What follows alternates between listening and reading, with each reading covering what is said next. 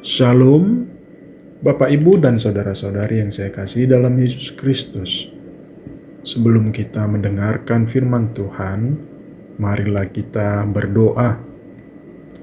Kasih karunia dan damai sejahtera dari Allah, Bapa kita, dan dari Tuhan Yesus Kristus menyertai kamu sekalian. Amin. Bapak, Ibu, dan saudara-saudari yang saya kasihi, firman Tuhan kita yang menjadi renungan kita pada hari Sabtu tanggal 28 Desember 2024 diambil dari Injil Matius pasal 6 ayat 9. Beginilah firman Tuhan, karena itu berdoalah demikian, Bapa kami yang di sorga, dikuduskanlah namamu. Demikianlah pembacaan firman Tuhan. Bapak, Ibu, dan saudara-saudari, doa adalah komunikasi satu arah yang bersifat ibadah dengan Allah yang benar. Sekedar mengatakan sesuatu kepada Allah belum tentu dapat dikatakan berdoa, sebagaimana terlihat dalam catatan tentang penghakiman di Eden dan kasus Kain.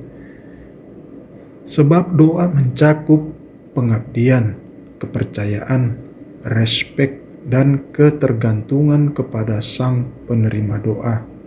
Doa semacam ini yang diajarkan Tuhan kita Yesus Kristus. Tuhan Yesus mengajar kita menyapa Dia sebagai Bapa kami.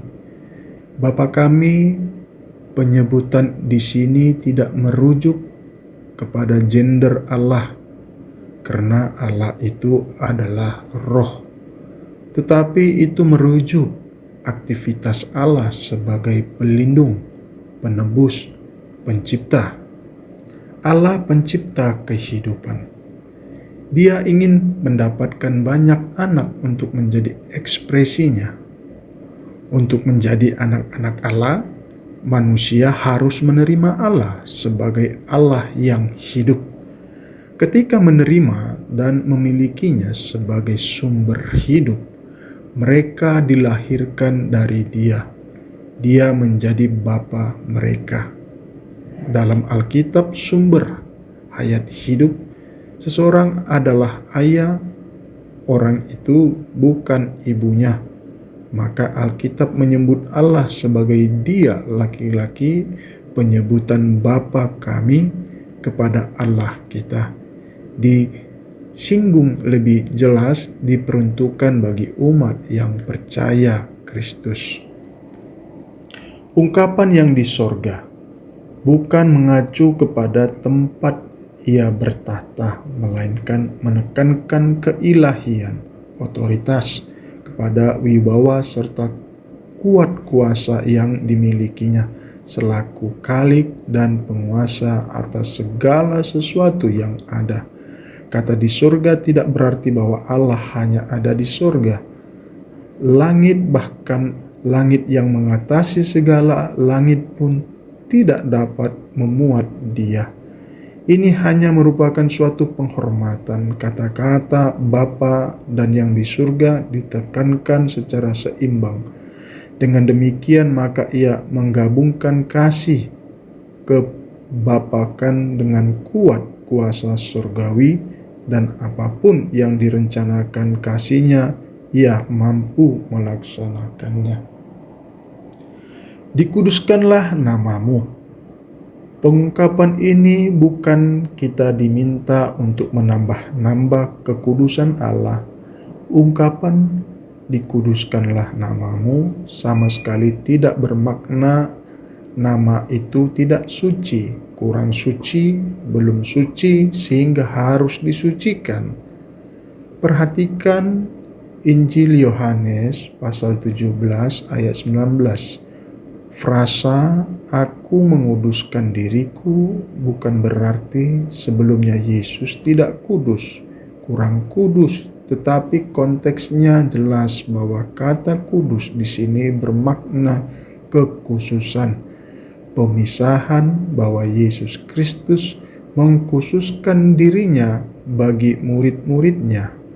Demikian pula dalam Matius 6 ayat 9. Konteksnya, dikuduskanlah namamu adalah pengkhususan nama Allah, diri Allah sebagai pribadi yang ditinggikan, dihormati. Dengan demikian, kata dikuduskanlah itu harus dimengerti sebagai suatu yang berbeda dengan yang lain. Menguduskan nama Allah berarti memuliakan nama Allah itu, bukan hanya terbatas pada kata-kata. Perbuatan baik kepada orang miskin itu dipandang sebagai telah berbuat baik atau memuliakan Allah. Memuliakan Allah dipandang sebagai cara untuk mendapatkan kemurahan Allah. Tuhan Yesus mengajar kita bahwa berdoa adalah untuk menegaskan Allah mesti diposisikan sebagai yang maha mulia dan yang maha kudus, sehingga tidak ada kata yang sanggup mengungkapkannya. Amin. Mari kita berdoa. Bapa kami yang di surga, dikuduskanlah namamu. Terima kasih Engkau masih memberikan nafas kehidupan kepada kami di pagi ini. Saat ini kami sudah mendengarkan firman-Mu. Ajari kami untuk mengenal Engkau, menguduskan Engkau, memuliakan Engkau jika kami berdoa kepadamu, dan kuatkan kami untuk terus melakukan kehendak-Mu. Hanya dalam Kristus Yesus kami berdoa. Amin.